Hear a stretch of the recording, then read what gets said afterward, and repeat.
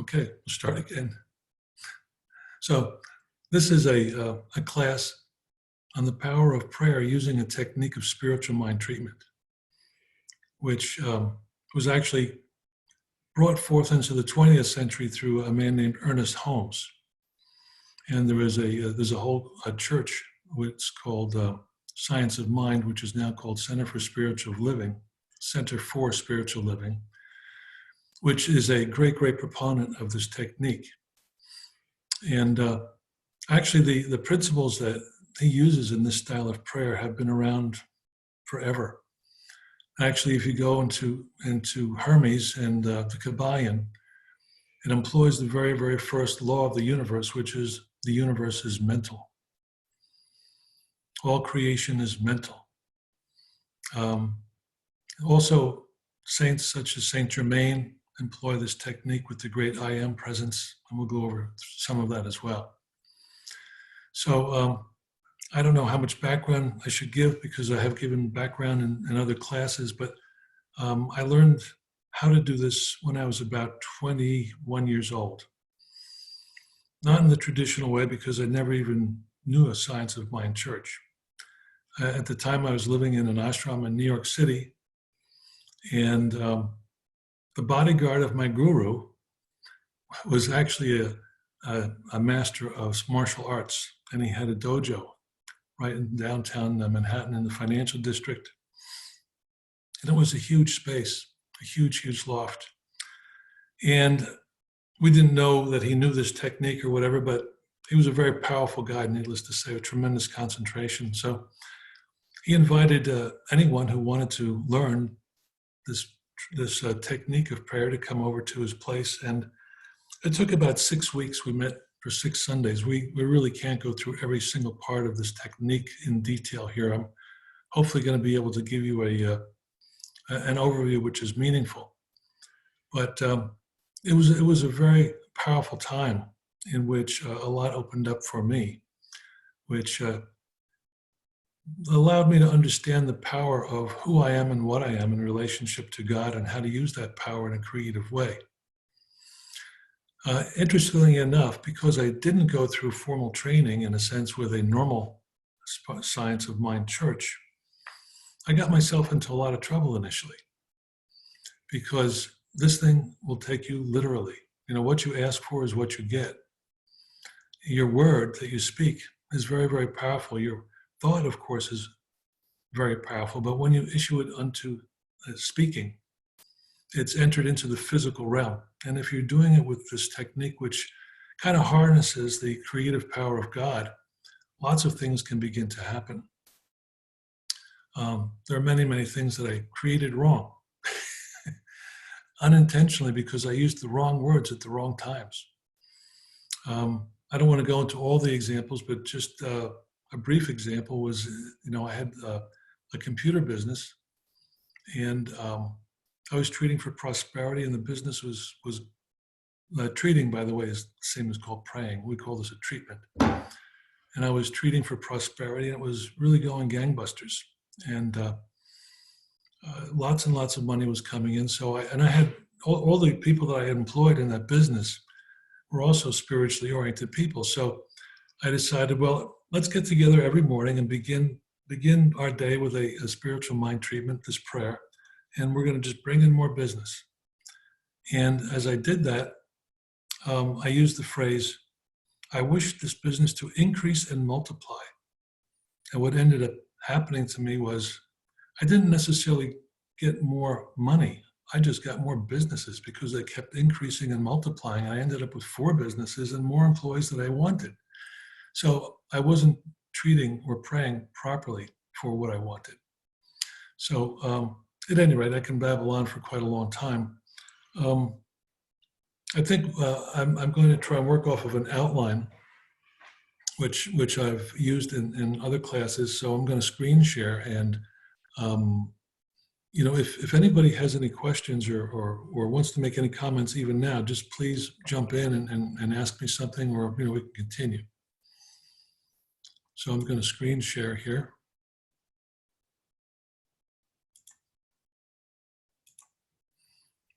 And I guess everybody can see that. What did Yes. I do? Nobody's up. Okay. So we're talking about creation, thinking about creation. How does creation happen? Every single one of us is a creator, and we create all the time. There is no stop to our creation. We can't stop it because that's what we do. The law of attraction is in action all the time. What you think, what you say, what you do is your vibration. So your life as it is now is the vibrational match for that reality in the universe. So a lot of people don't think about it. I mean, they know the law of attraction because it makes a lot of sense. But at the same time, we don't watch our thoughts, we don't watch our mouth, and we don't watch our actions. And those things are all creating vibration. They're all creating a message to the universe, which is coming back to us in exact proportion to what we put out. And one of the things I'd like to specify here is the role of the conscious and the subconscious mind. Because I always ask this question, what is the most overriding influence?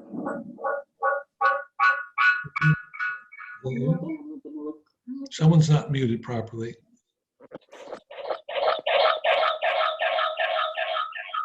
Everyone I see is muted. So it must be you. Are you unmuted? I think I am muted also. Sorry, I don't know why that's going on. At any rate, the overriding influence in determining your state of reality is your subconscious mind. Your subconscious mind takes everything in, and I'm sure everybody here has heard that before, but ever since you were born, right out of the womb, you start collecting the information, the vibration.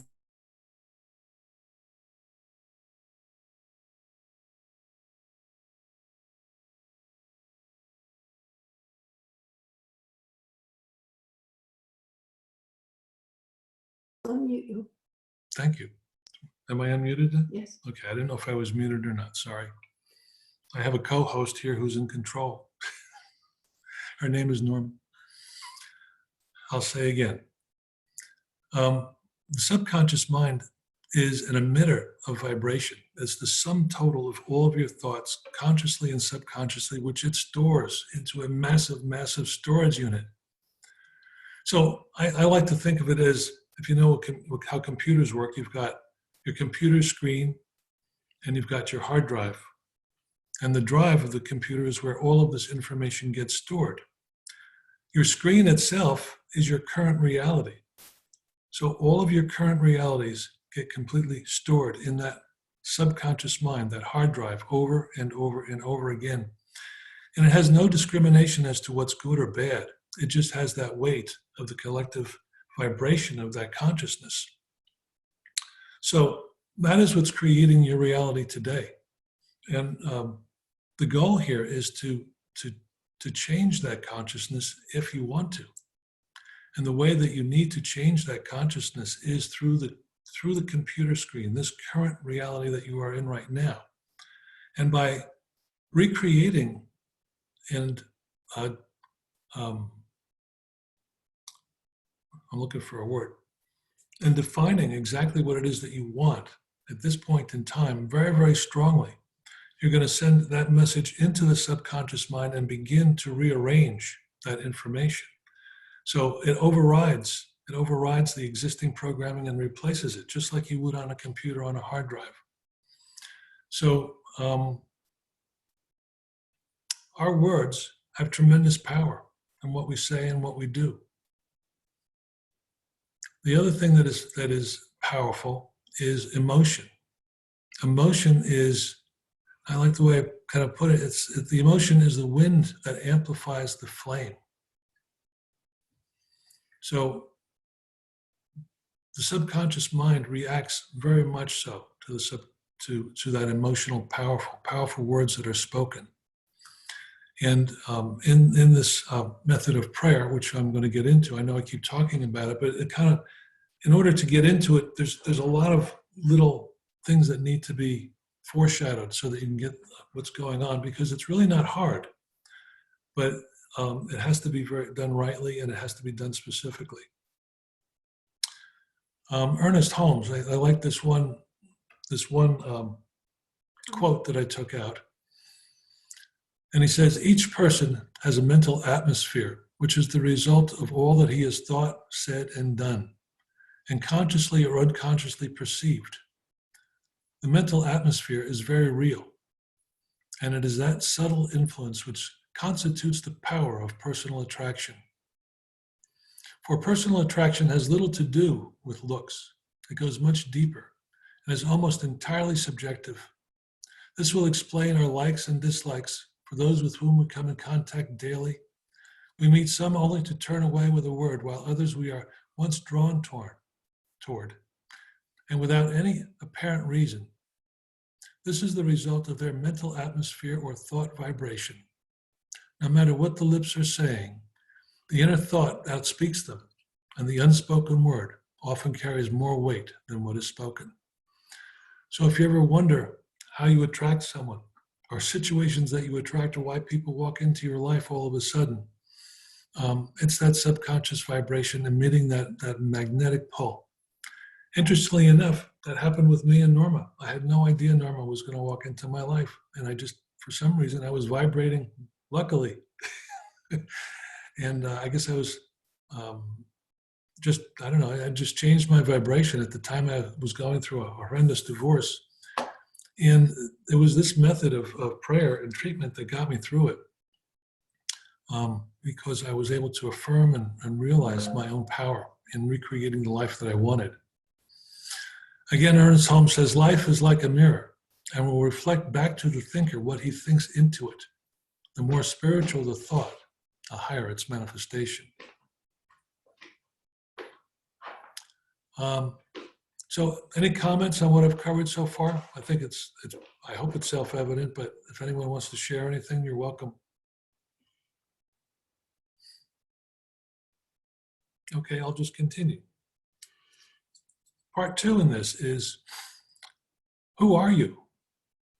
You know, we don't really think about who we are, what we are, and the power that we have in the creation.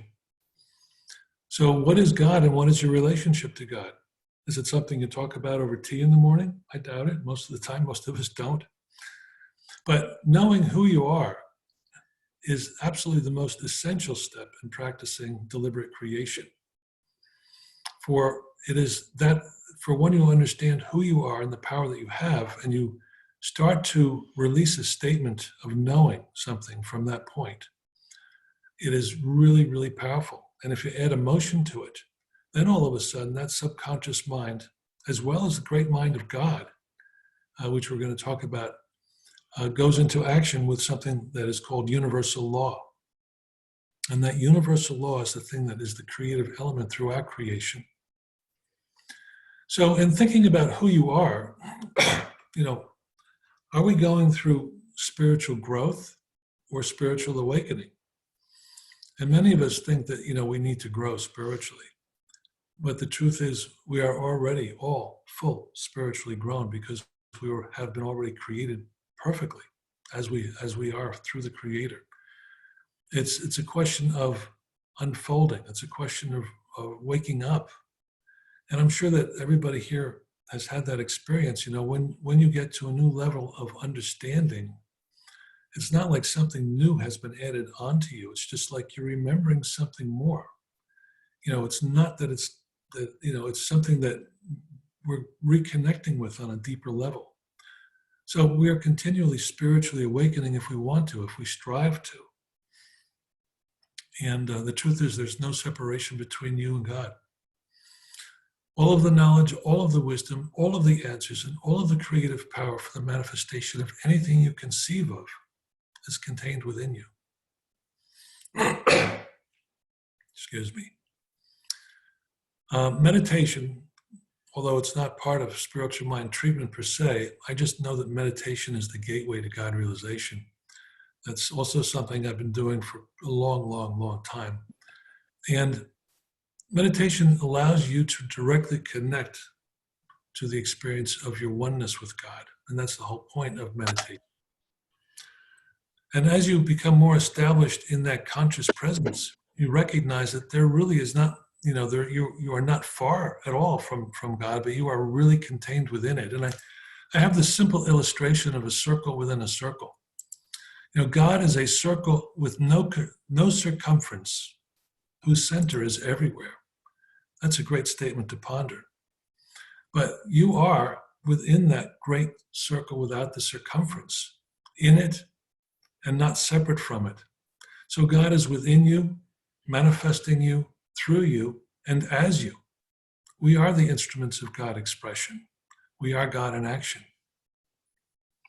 A friend of mine, actually, and also a reverend in North Carolina, who has written a book I'll talk about, which is called 5 Steps to Freedom. If anyone wants to, again, learn more about how to practice spiritual mind treatment, it's a very, very simple book, and I can highly recommend it. And if anyone wants to know more about it, I use it when I teach class at the Institute as a textbook, and it works very well. But this is a great statement. The entirety of the divine is present in its infinite state at every point. I don't know, again, how much time we've contemplating the nature of God. But if God is infinite, all-knowing, omniscient, in every direction, in every second, it is infinite at every point. So the thing is that we are not part of God. We are at the point of God in its entirety. That's a huge, huge realization and a huge statement. We are part of God in its entirety. So, and you might hear me treat or pray when we get into some examples of this. I will say, I am at the point of all that God is right now. But it becomes a realization. It's not something you want to go and say at the grocery store when you're checking out, because they'll definitely come and lock you up. But if it's a logical statement where you say, I know there is only one God, there is only one light, there is only one infinite love that has created all things, that has created every when, that has created everywhere, that has created every how, and that has created every now.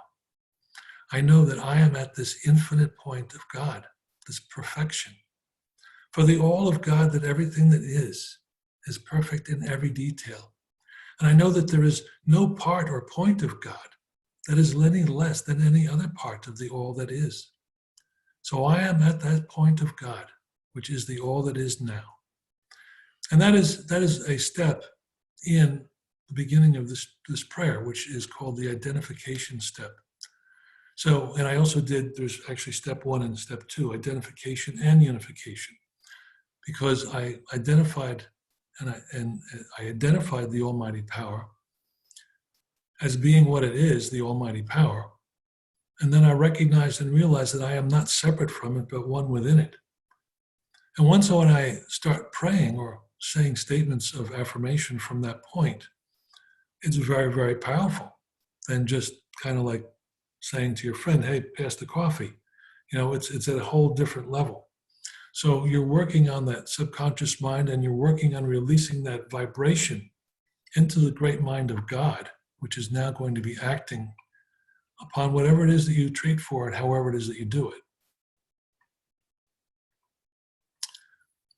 So that was a lot to try to understand if people have not thought about that. Would anyone like to comment or ask any questions on what we've just covered as the infinite mind of God?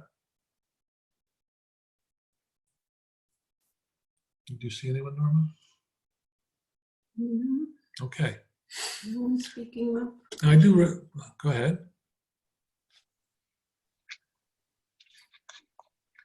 I realize there's a lot here, and there's a lot to cover. Normally, when you learn this technique, it takes actually it's an 8-week course, believe it or not. But go ahead. Someone's speaking. Okay. Maybe someone needs to mute if they're not speaking. Can you Go hear me, ahead. Bob? Yep, I hear you. Yeah, I think when we've done the prayer itself, we'll probably have questions. Now you're giving us a lot of information, so we're absorbing the information. You know what I mean? Yes, I didn't catch your first part though. Say, I said, I think after we actually do the prayer, we might have oh, questions. okay, all right. Yes, okay.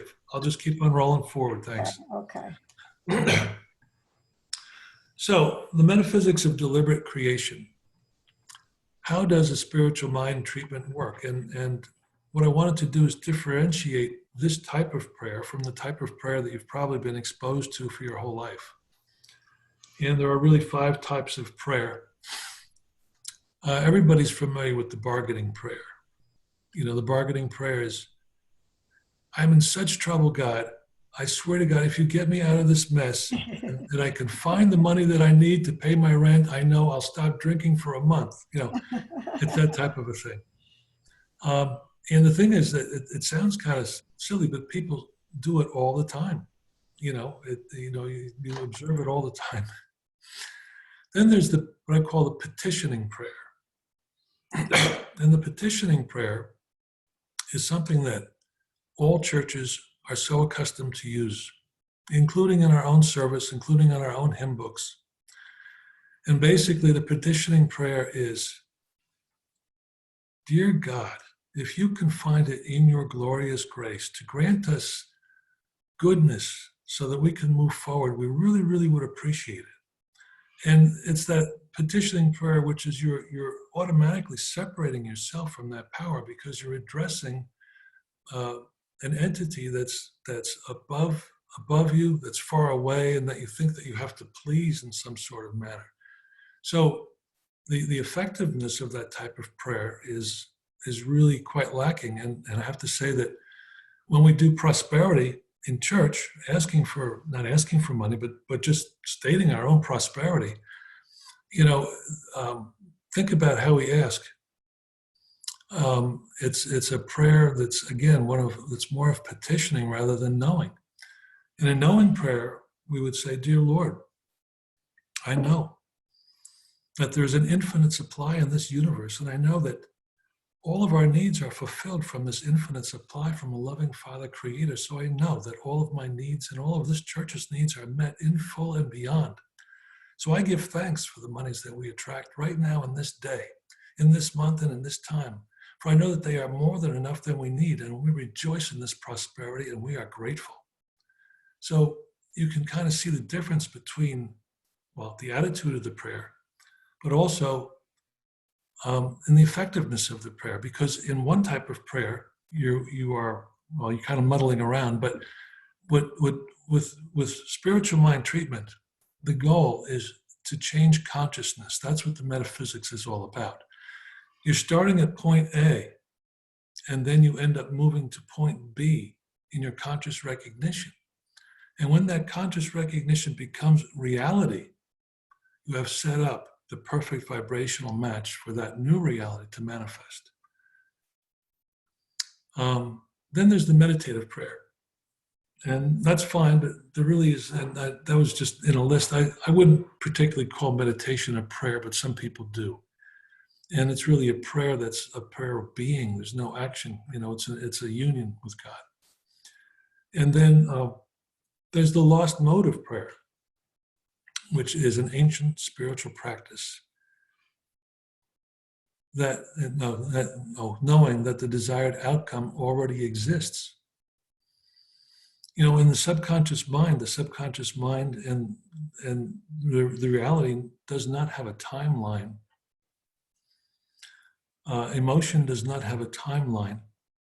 So when you are trying to create a situation or an item, something very, very simple, for example, might be, and I'm going to be very, very simple, like a new car or a particular kind of car, because you need a new car.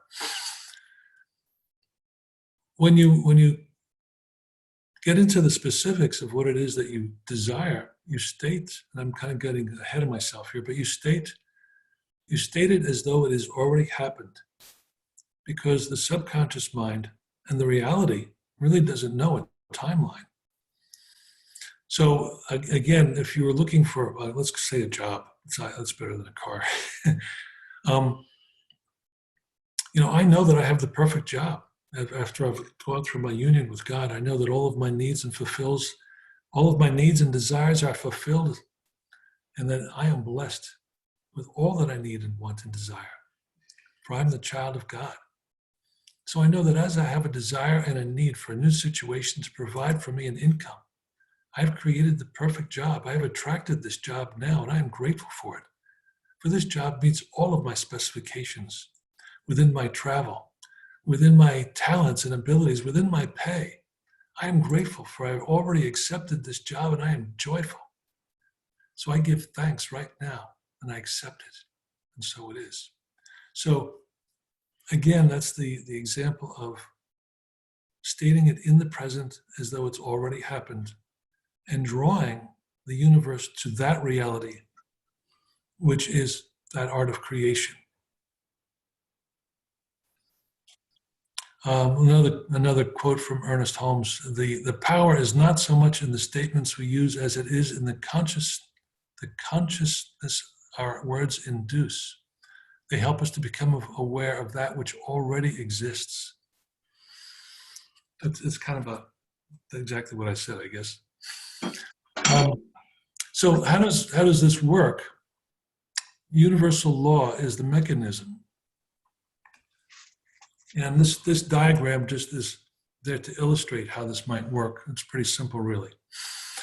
Universal law is the unseen means by which the creative process progresses from an initiating spark into physical form. The law does not care what it is created. It has no agenda, no investment, and no desires. It is always available and responsible to whatever we focus upon. So in this diagram that you can see here, all thought is initiated in the higher spirit. All ideas come from the higher spirit. All great inventions, I'm sure that you can think of people like, Einstein or Newton, and these guys were really great mystics. This stuff was coming to them through meditation, through contemplation, through asking. But the seed of all great thought, or any thought really, I want to go fishing. I have the greatest fishing experience in my life. Is a thought that starts in the mind of God, because our mind is united within the mind of God. Once that desire is stated, it goes into something called the law. And you might have heard me use a statement at the very end, and so it is, or so be it. When I'm done with this spiritual mind treatment, I release it into the law. And what the law means is I've given it unto the power of creation of God himself, or God itself, to do with the statement whatever it was, whatever it wants to. I release this prayer unto the law from which I speak, for it is already manifest and fulfilled in the great mind of God. So what happens eventually is that energy, this mental plane here, is acting and results in the body, which is the manifestation, the physical manifestation of a great fishing trip, or whatever it is that I'm trying to manifest. It is a thought that sets spiritual law into motion. So again, to get back to the very, very beginning of the class, we are setting spiritual law into motion with everything that we do and everything that we think or say. So, if you get very, very frustrated and angry and you say something negative about yourself, like, I'm so stupid. There's a lot of people that say, I can't believe how stupid I am. What we're doing is reinforcing the creation of, I can't believe how stupid I am, and manifesting that in reality. So these are thoughts that we need to begin to observe about ourselves. So we have to become conscious of what we think and what we say continuously, because it really adds up. And changing, the way you think about yourself.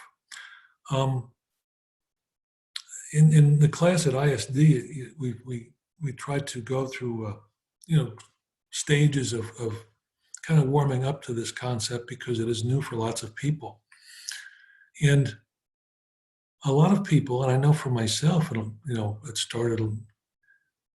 it's hard for people to say, I love myself because I'm good.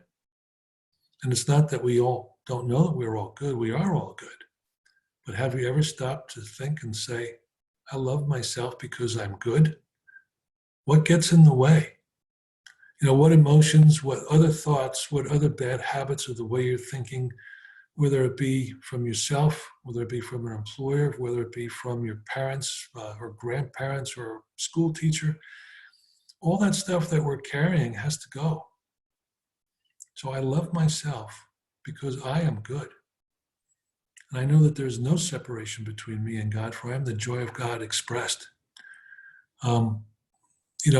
That's taking it again one step further. The ultimate realization when you get into this type of practice and you do some meditation and contemplation and you practice this unification with God, you come up with the recognition is that you are God. There's no separation. What we are is God acting in this world. Everything that is God acting in this world because there is nothing other than God. And once you realize that it all is good, there is only God acting, there is only good in this world. I know that some of those statements are also hard for people to understand and accept. But if you observe over a long enough period of time, they always say there's that silver lining in the cloud. There's always something good that manifests from everything. And it's up to us kind of to find it and to train ourselves to tune into it. And if we can live in that way, life is just a joy. That is the heaven on earth that you try to create. So again, what is manifestation? Manifestation is the result of thought and activity. And I already stated the goal of treatment is to shift consciousness from point A to point B, but I really, really like this statement from Krishnamurti. And he says, transcendence transmutes. It does not rectify. And that's kind of an awkward bunch of words. But what it means is that when you transcend a particular reality, you don't need to correct anything anymore because that reality, that old reality that was once there is no longer there. So by transcending into a new reality, which is better and brighter, the old one just falls away. And I think everybody's experienced that from time to time. But it can happen as a matter of practice. So now we're getting into the anatomy, what I call the anatomy of a spiritual mind treatment. How do you do it? Or actually, let's start with what do you do? What do you do it for? In general, again, you can treat for anything you want to treat for. But if you treat for four, and I call treating the same as prayer again, if you treat for four basic areas, love, health, prosperity, and fulfillment, there really isn't too much more than you need. There are specific conditions you might want to treat for, or sometimes, like say you did need a new car. Of course, I would create a treatment for that to attract the car that met my needs and desires and so forth. But if you focus upon the areas of love, health, prosperity, and fulfillment, and you have them covered on a daily basis, you're a pretty happy camper. So in general, that's what we treat, or that's what I treat for. I treat more for environments and conditions now more than things because I have everything. I really do have everything that I need. It's a logical flow. When we get into the treatment, you'll see it's a logical flow of statements starting with the creation from the expression of love, from the creation from the expression of the complete infinite mind of God, which is all love and goodness. And when I speak, or when you speak and think as if you are the creator. It's kind of an odd situation. Not an odd situation, it's kind of odd to think of yourself in that way, and you kind of go into a different dimension. But as I've been doing these little treatments here and there in the class, you can hear the shift in my attitude, the shift in my voice, and maybe even the shift in my consciousness from where I go. So there are 5 parts to a spiritual mind treatment that enable this to happen. I called it Build a Prayer. And step one is always beginning with recognition. Recognition of God, recognition that there is one creative force in the universe, and it can be done in a whole host of ways.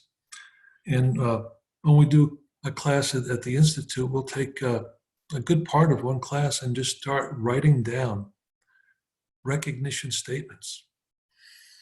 Some of them can be very short, some of them can be very long, some of them can be, the whole thing is just start thinking about that recognition. I always start with, I always try to center myself with, I am light, I am love, and I am one. And for me, that puts me in the place where I need to be. And I know, and again, using the word I know emphasizes that there is no doubt. I know that there is one force, one power, one creative, infinite love that has created the all that is and everything that is within it. That is a recognition statement of the oneness and the force of the universe. A simpler one might be is, I know the great mind of God has created everything that is, and no, how do I say it? I know the great infinite mind of God has created all and is all. So She always accidentally unmutes on her, Rosie. somebody needs to be muted here. Okay, you got it. I can't make her do it. It doesn't mute. Okay, anyway, sorry. Oh, she's muted. Okay, thank you. So that's the recognition statement and the identification statement. So in the identification statement, I would say something like, once I get to, let's see if I can just tap into it quickly. Well, I end up always saying, I know that once I identify that there's only one God, one power and one force, and I know that there is no separation between me and the infinite creator. I've identified myself with that creator. I know there is no separation between me and the infinite one, for I live. Rosie, I think it's you. Could you please try to mute yourself again? I'm sorry. It's just, we're getting a lot of noise. I think it just accidentally. Sorry. Anyway, let's try again. I'm sorry. I'll do it again. I know there is one force, one power, one infinite creative presence that has created all and is all. And I know there is no separation between me and the infinite one. I live in the great infinite life that is God. And I love the infinite life of God that I am. For I know that I am good, as my Father Creator is good. And now I'm just moving into the treatment section, the affirmation section. Declaration. So I guess I hope everybody understands the two statements there, the recognition and identification. And if they're done properly, it just unfolds as a natural, logical flow. Excuse me. It's really building a logical case for whatever it is that you're trying to create. But it all starts from that very beginning part of identifying and recognizing yourself as one with that divine power. Then the declaration, or I call the affirmation or declaration, you state your case for creation. You can eliminate blocks if you have blocks. You can say, I release any blocks that separate me from this situation because I know they do not exist, that type of thing.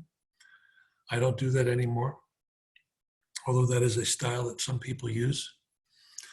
And when you're stating your case, it's good to be very, very careful on what you're trying to create and how you express your words.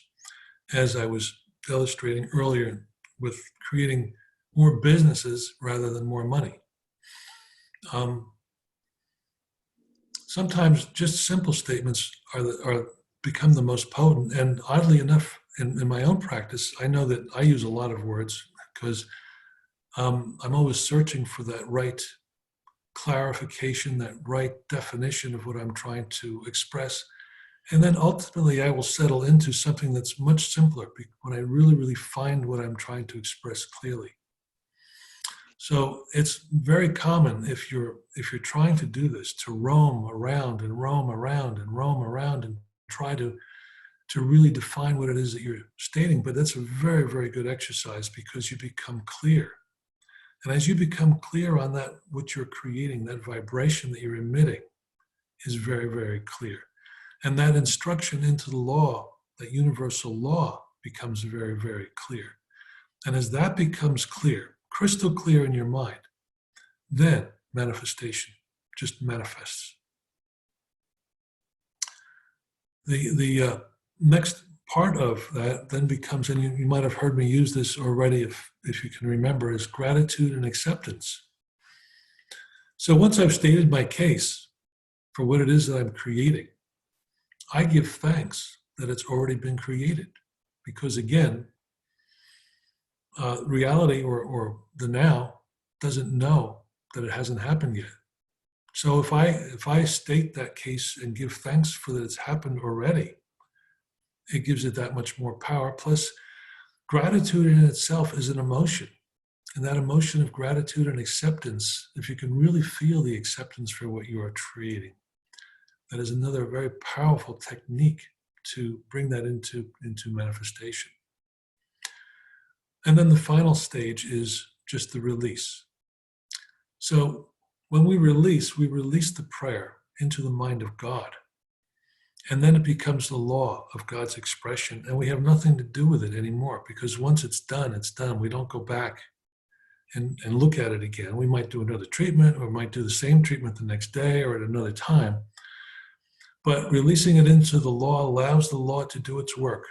And you don't know how things are going to manifest sometimes. As a matter of fact, many times things just walk in through the side door instead of the front door. And then you realize, wow, I was treating for that and I didn't even realize it all happened, but it did. And it happens all the time. And then the simple way to do it is just to say, and so it is, or so be it. I have this thing that I release it into the law from the mind of God, from which I speak only because it's a great image that I use for myself. And then finally, when you treat and move your feet.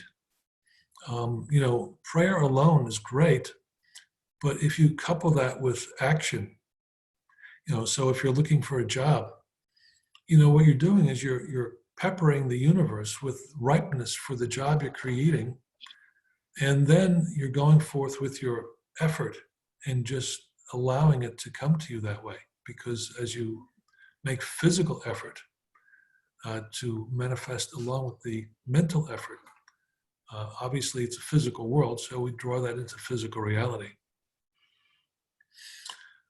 Excuse me. One last part or one other note, and there's more to come beyond this, but we're gonna stick with this for a little while.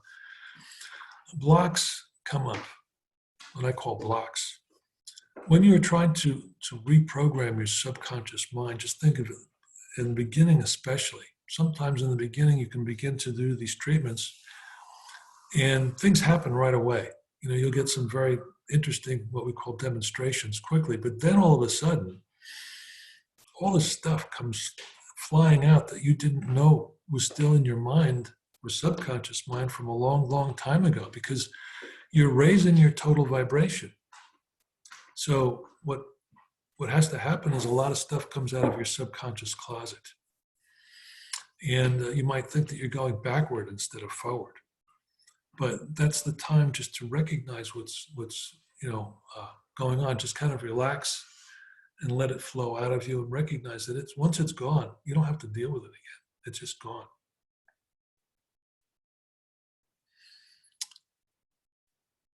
Okay, so I'm gonna do, I don't know. I think I should try and do an example or two of some simple treatments, just so that we can employ, what I've talked about, and hopefully there'll be some questions.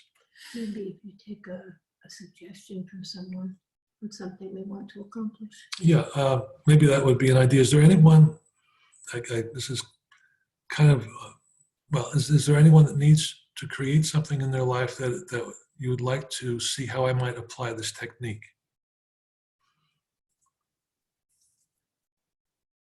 Tell them to unmute themselves and speak up. Yes, you would have to I unmute would. yourself. Yes, and who's speaking? Jennifer. Okay, so let me write. Okay, so Jennifer, what is it that you're looking to do? I'd like to achieve happiness. I've been in transition for a while of trying to relocate and look for a job back in New Jersey where I used to live. So I've been looking for a long time, and it's not easy to find. What I'm looking for is an education job in a school full-time and in addition to a part-time massage therapy job. So I haven't really come across a full-time job that fits me yet. Mhm. And the whole process has just been very trying, but I keep on looking. Okay, so let me ask you a question. Number one, in terms of setting this up, so that I understand, you want to relocate to New Jersey, or you already have relocated to New Jersey? To relocate back to New Jersey. Okay, and you're looking for a full-time job in education. Yeah. Okay, so this is something, but you're also interested in happiness.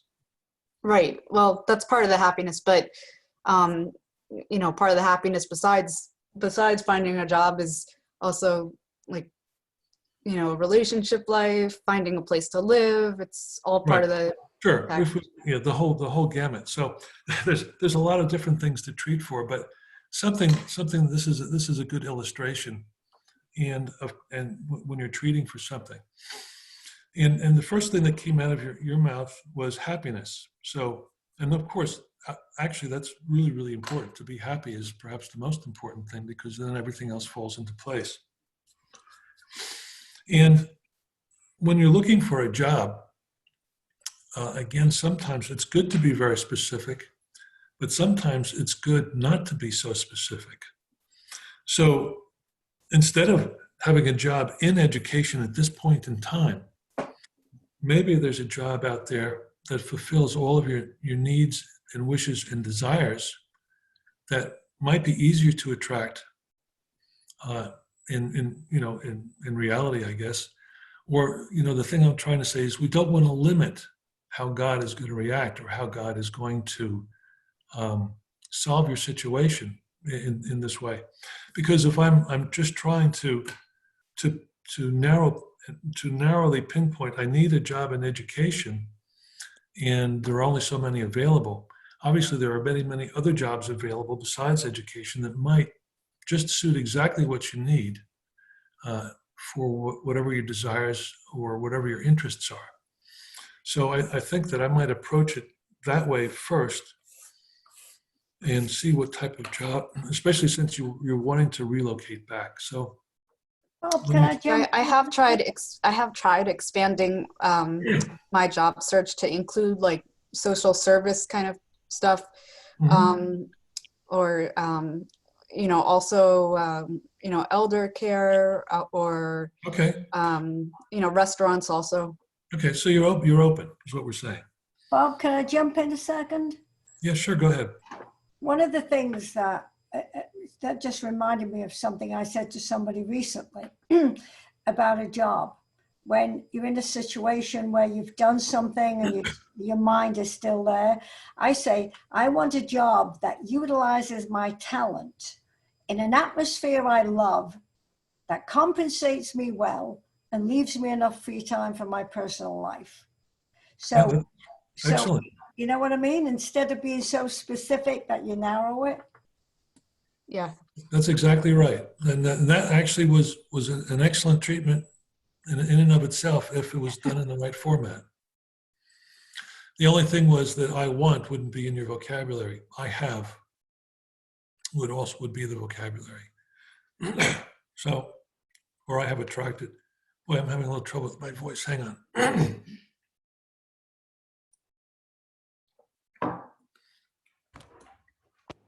So I'm going to to just attempt a treatment now for Jennifer, and the way I'm going to do that is to recognize that we are one within the great infinite mind of God, because there's no separation between us.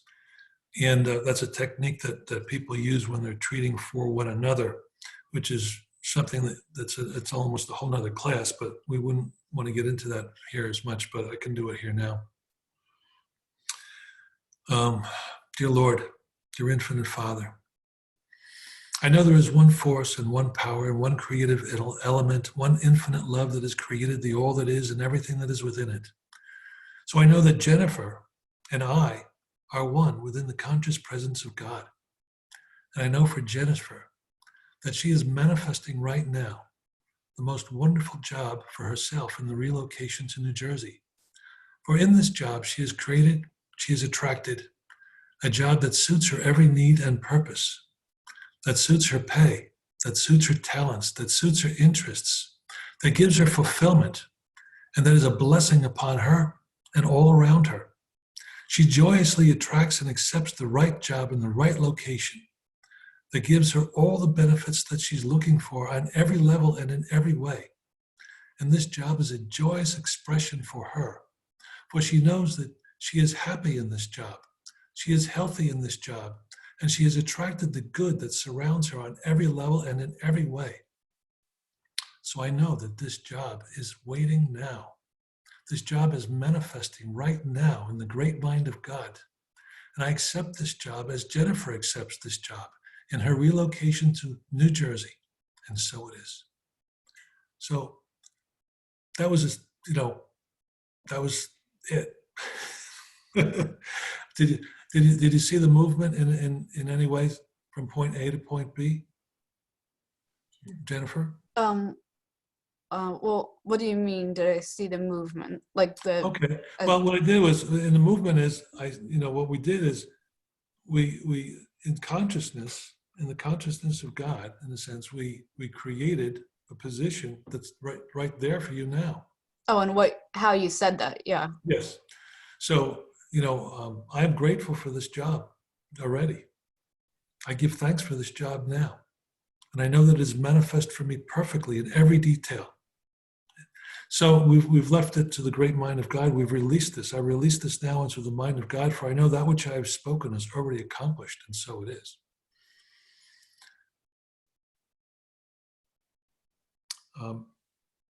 Any other comments or questions? Anyone else?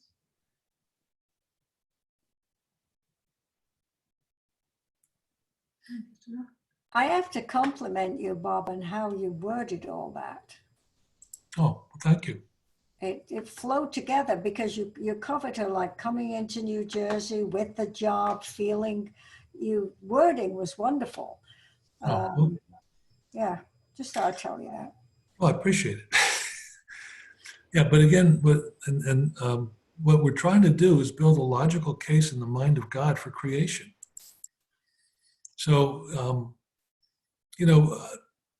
with health, for example, I can do a simple one that I use for myself in a way, just for general health. And, it's part of a much bigger treatment. I'm sorry, that I do. But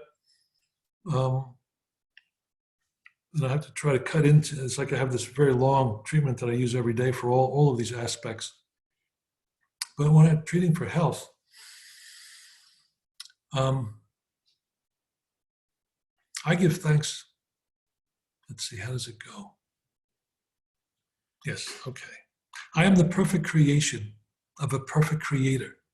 And I know that every cell, every fiber, every molecule of this mind, body, and being is made of the substance of God. And every fiber and cell of the all that I am has that exact same consciousness that is manifest in the entire universe and all that is within it. So I know that I am perfect, whole, and complete. I surrender to this perfection of design, purpose, and being that I am. For I know that I am good. I am healthy. I am happy. I am perfect. I am blessed with an abundance of energy. For in every day, I have all the energy that I need to undertake any task I wish to accomplish.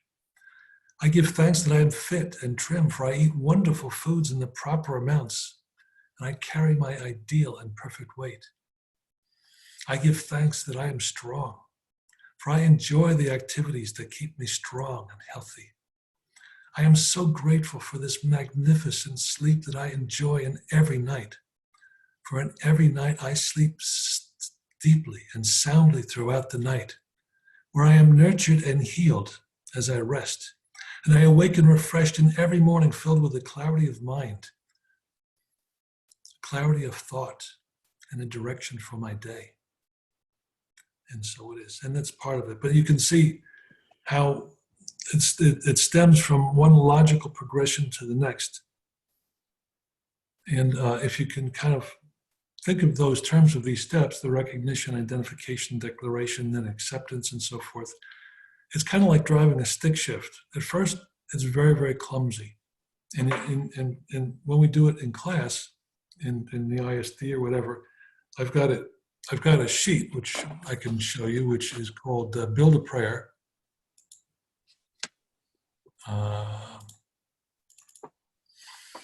Which goes into these 5 steps, and what you need to do, or what you can do, is just fill out. The mission. What is the mission of the treatment? Give me a recognition step. Give me an identification step, and just as you write them out, it becomes, and then you can read it out loud if you're not, if you don't want to just try and do it extemporaneously. After you do these for a while, it becomes second nature.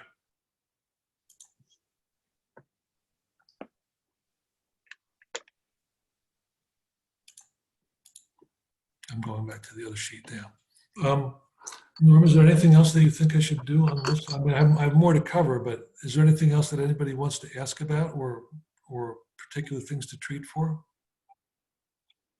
My name is Elizabeth, and after many years of teaching religion and studying religion, I'm longing to be spiritually fulfilled, and I was just wondering how I could put something together to enter into my prayer with this intention. Yeah, I'm sorry, I didn't quite get all of it. You were looking to be spiritually fulfilled, and Yes, what? after many years of teaching religion and studying religion, I came to an awakening that I am not spiritually fulfilled, and I am now longing to be fulfilled, and I don't know how to ask that without sounding ungrateful. Well, that's okay. You have to be real where you are, and well, there's a lot of in terms of being spiritually fulfilled. That's a huge topic, obviously, and I don't know what type of religion you were teaching. I guess Christianity or I'm Roman Catholic, yes, Roman Catholic. and I do direct the religious education program at my church, which makes this even more difficult.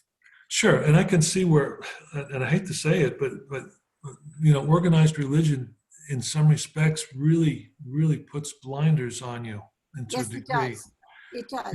And it's almost like you live in two worlds. There's the world of religion and there's the world of spirit. They're really separate in a way, even though they can coexist compatibly.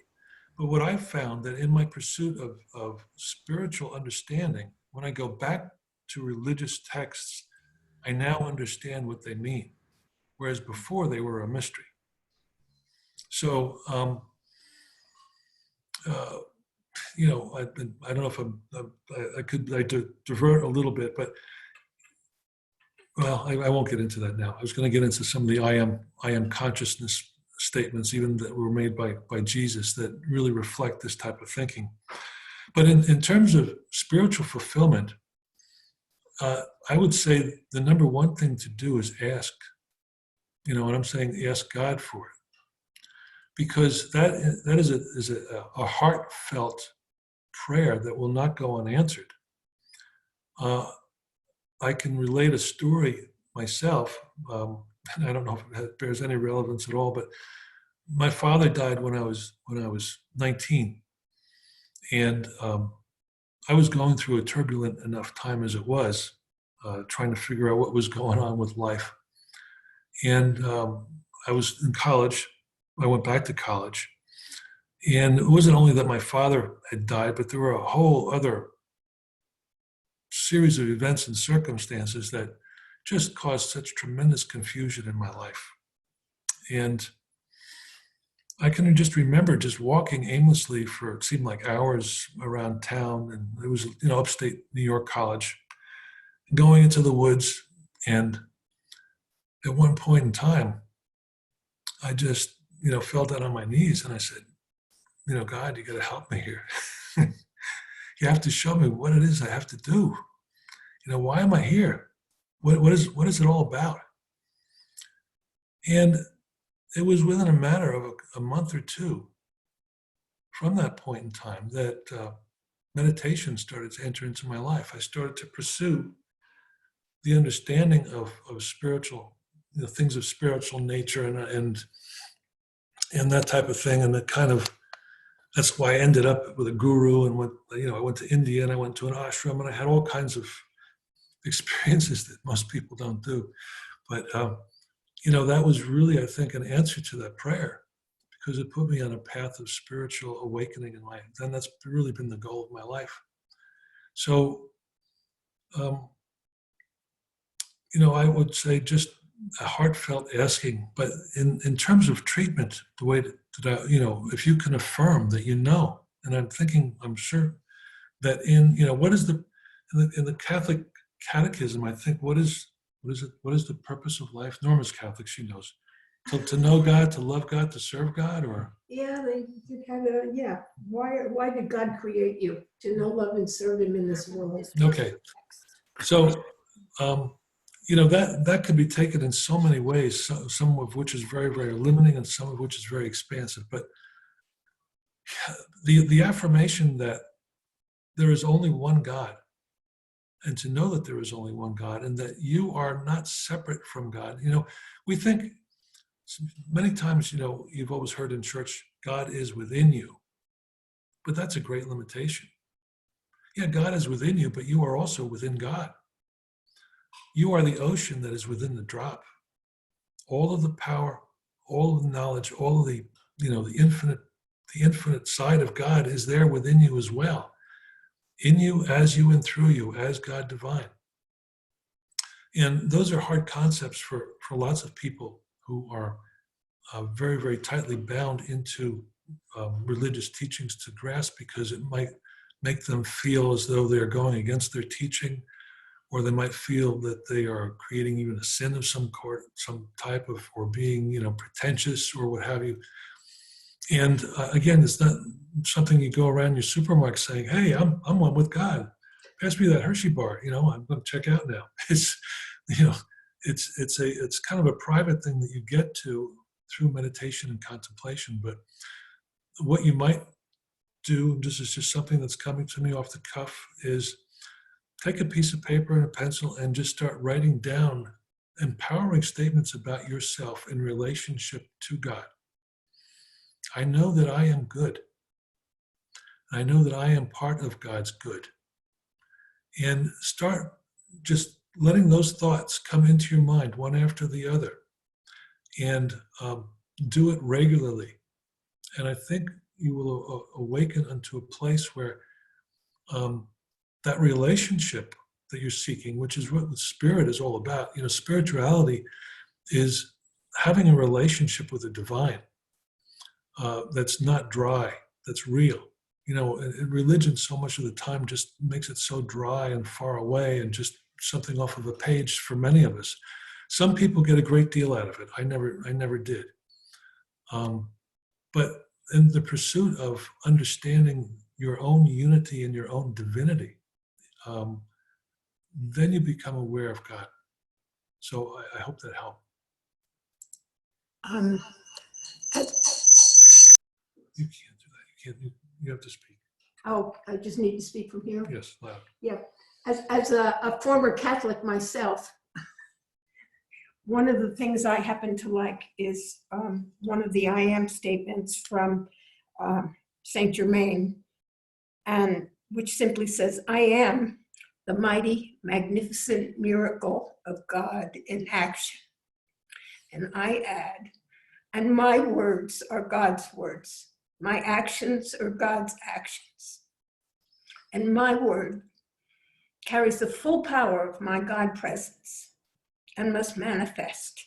So it's the way I frequently start out my own treatments.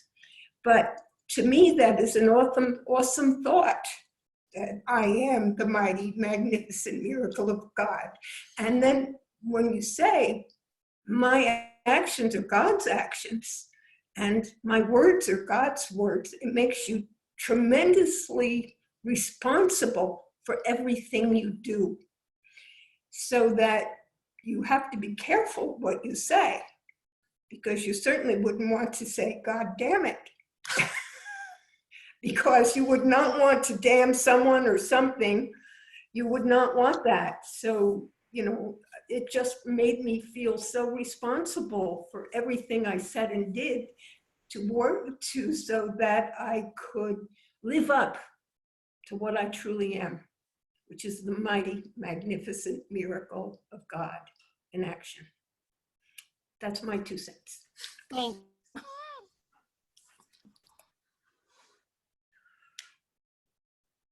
So you can go on. Okay. So in terms of, a treatment for something like that, it's you might, again, you would start with, dear Lord, dear infinite power, I know that there is one force and one power that has created the all that is and everything that is within it. It has created every what, every when, every how, and every now.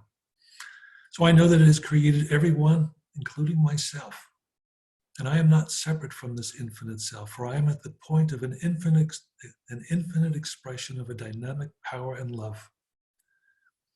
So I awaken to my relationship with this infinite source of being and presence. For I know that it awakens my heart. It enlivens and enlightens my mind. And I can feel that life of God that flows within, around, and through me as this divine self that I am right now. I rejoice in this God activity that is everywhere present in my life. For I see God in every person, every place, every condition, and every event. For I witness that good that is God, that is now and continuous. And for this I am ever grateful. And so it is.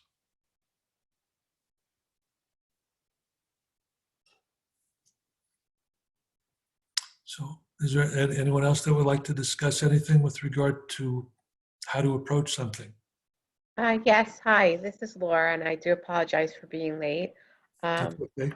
Thank you for everything so far. And I just had a question, and also I had a comment for the first woman who spoke.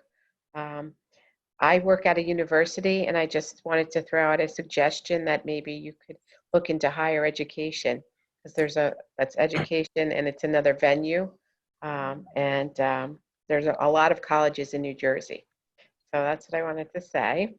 And then Thank you, but I'm not sure if I qualify for that. Do you know what is the job? there's a whole bunch of different positions. There's student affairs, student life, the registrar, there's a professor if you have a master's degree though. Yeah, I have a bachelor's degree in sociology, and I have many years of working with little kids. So that's Okay. the kind of education job I'm really working with little ones. Okay. All right. Well, it's a possibility if you'd wanted to even work in admissions, and they go to schools and they go to the public schools all the time to recruit. So there's a lot of different possibilities in higher ed. It's just something, I don't want to take up a lot of time, but it's just something to think about.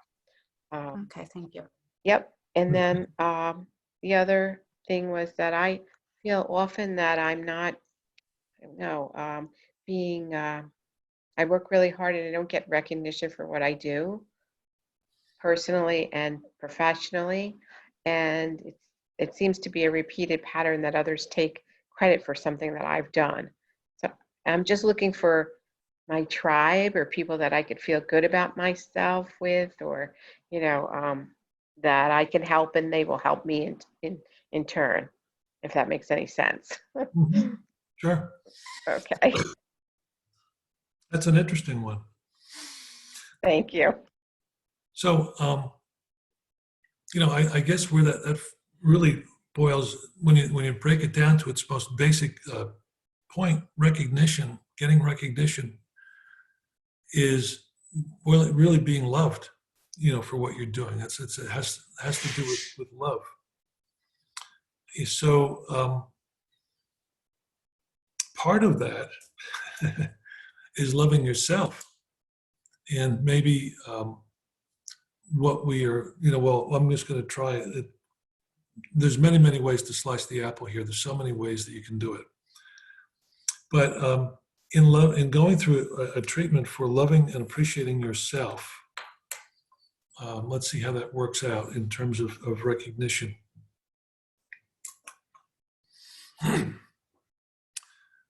Dear Lord, I know that there is no separation between Laura and myself, for I know that we are one within the great infinite mind of God. And I know for Laura, that Laura is one with this divine force and power that manifests within, around, and through her. Laura is an expression of God's infinite good, for she is good as her Father Creator is good. So I celebrate, and I know that Laura celebrates the goodness of her own being. Laura is good and accepts herself on every level and in every way, for she is a child of God expressed and manifest. So the love of God runs right through her. For Laura is the conscious expression of an infinite love. Laura is the conscious expression of an infinite love. And that love manifests everywhere in her life, for she is made of love. She comes from love and is love itself. So right now, I know that Laura finds new ways to find the good about her own being. And as she accepts and acknowledges the goodness of everything about her, all those around her also acknowledge the goodness that she is. For it is like a magnet. The goodness of Laura and the appreciation that she has for her own life and her own expression of good is now magnified unto her by all who are around her, in her job, in her work, in her home, at friends. And I know that Laura finds that fulfillment, that recognition, that joy of being that expresses through her now and continuously. For this is the state of Laura's mind and consciousness now. And I give thanks for this good. And so it is. Thank you. So I sometimes you have to take a look at how, like, where does this situation that I'm trying to alter or create boil into or fall into? Does it fall into love, health, prosperity, or self-fulfillment? And I just chose to try to do it through love. Any other comments or questions? Thank you.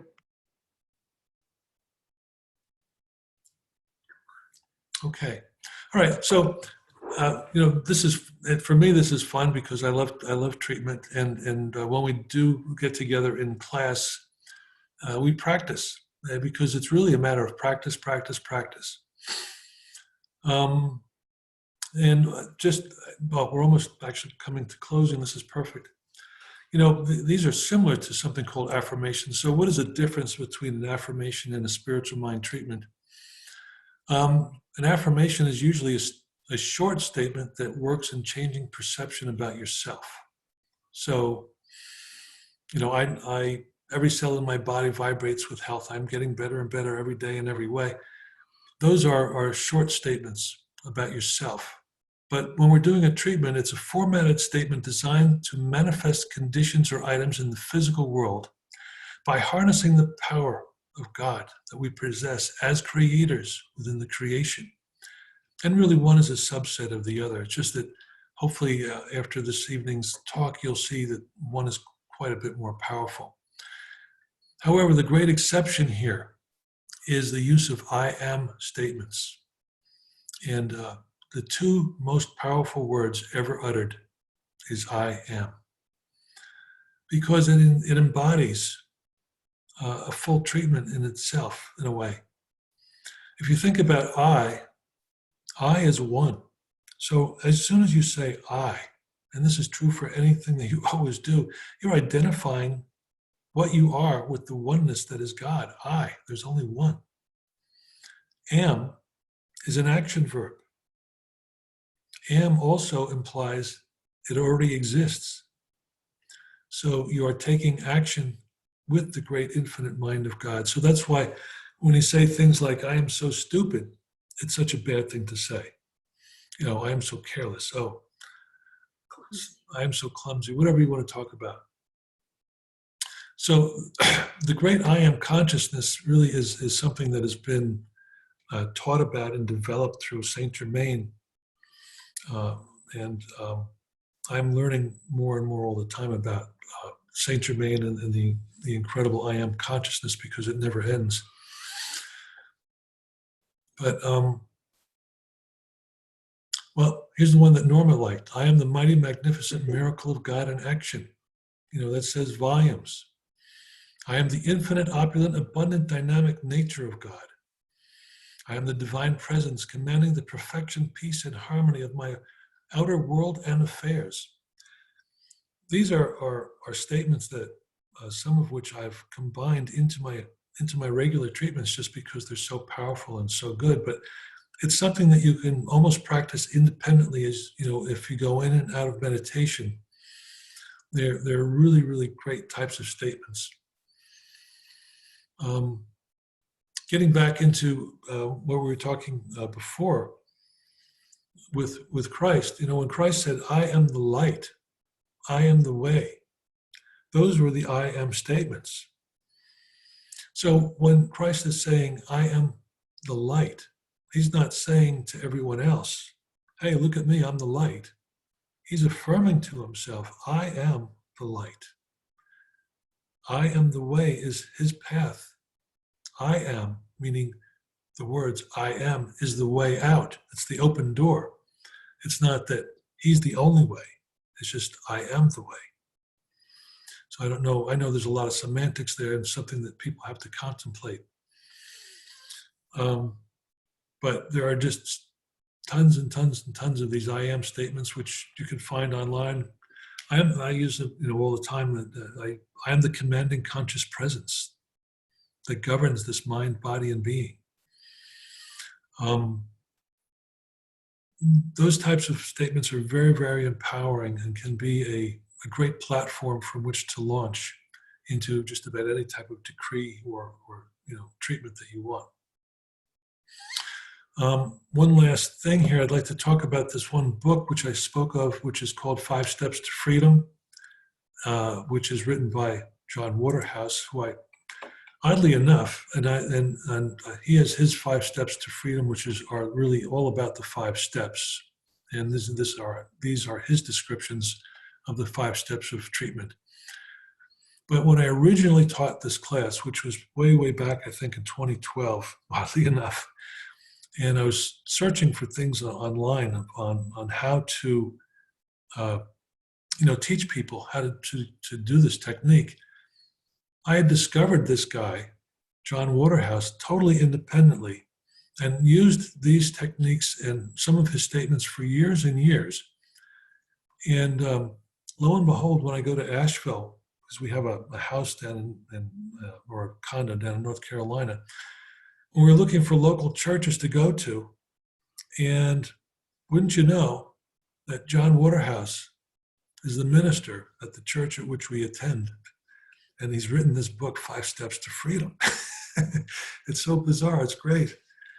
And, he's a very, very good teacher.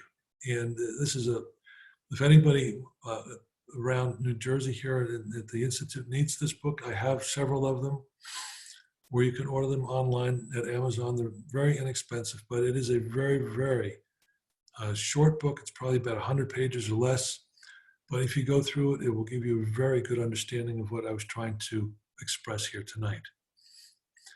So I think that just about clears everything up for tonight, unless there are any other questions or any other In the examples. chat, Yeah, go ahead. Jennifer, Mhm. Jennifer said, do you have a copy of this to send to me? And are there going to be any other manifestation classes held? I guess yes and yes. I have a bunch of these copies because I have a bunch in case I teach at the Institute. Just I use it as a textbook. She So, may be asking about your outline. oh, the outline here? Yeah, I was asking if you could send me a copy of this outline, and Yeah. also if you're going to have any talks like this in the future.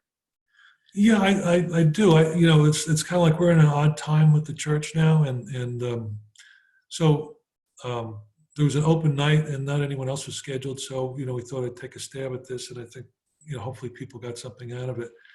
Come back next week.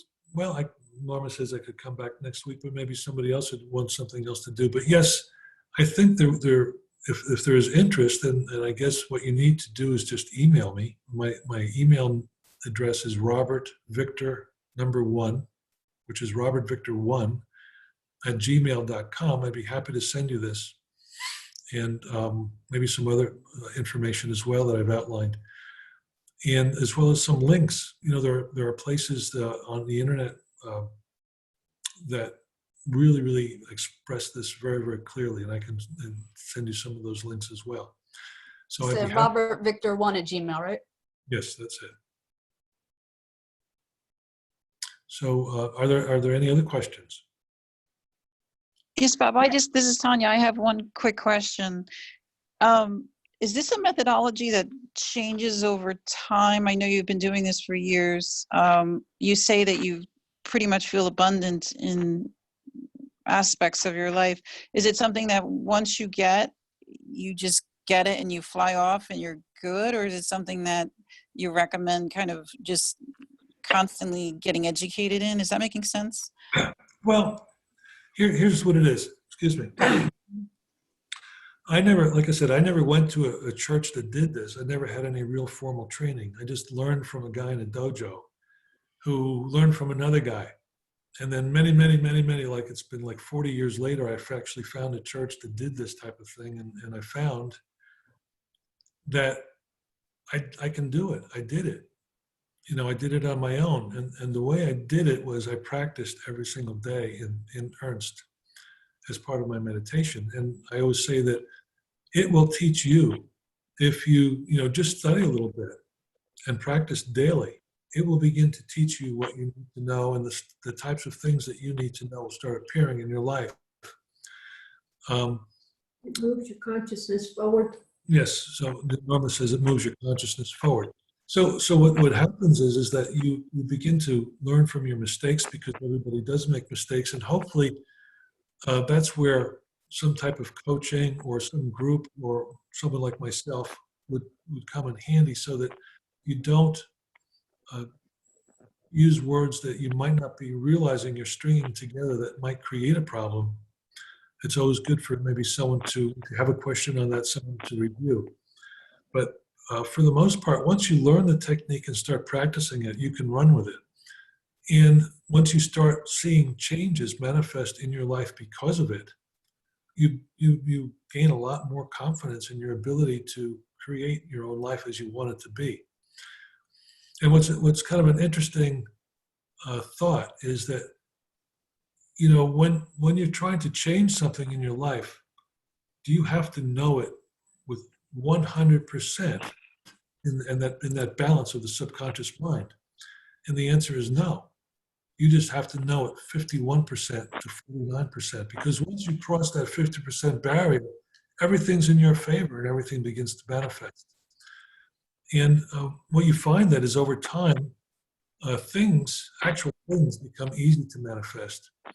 And what you begin treating for is the quality of life, the quality of love, the quality of health, all of the great things in life that we value.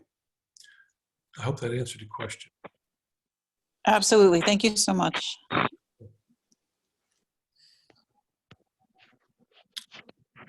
Okay. Well, I guess we're done tonight. I'm just going to close with a treatment for myself and for all who are on this call. I really I'm greatly honored that you came and listened and hopefully got something out of it. So, dear Lord, I give thanks, for I know that everyone who is in this class, including myself and all who are in it, are here today because they have come to learn something and to know something and to be inspired. And I give thanks that that inspiration, whatever it might be, has come their way, whether it be a word, whether it be a paragraph, whether it be a treatment, or whether it be something this evening or tomorrow or the next day that comes into their lives, that awakens the consciousness of the oneness that they are within the consciousness and presence of God. For I know that we are all conscious of the infinite presence of God as one united, individual expressions of an infinite dynamic power, as a unit of infinite love. And I give thanks, for I know that everyone goes this evening with love, with health, with happiness and wealth in their lives. And so it is. Thank you very much. And so it is. Thank you. Thank you. Thank you very much. Thank Be you very much. well. Thank you. Thanks. That's great.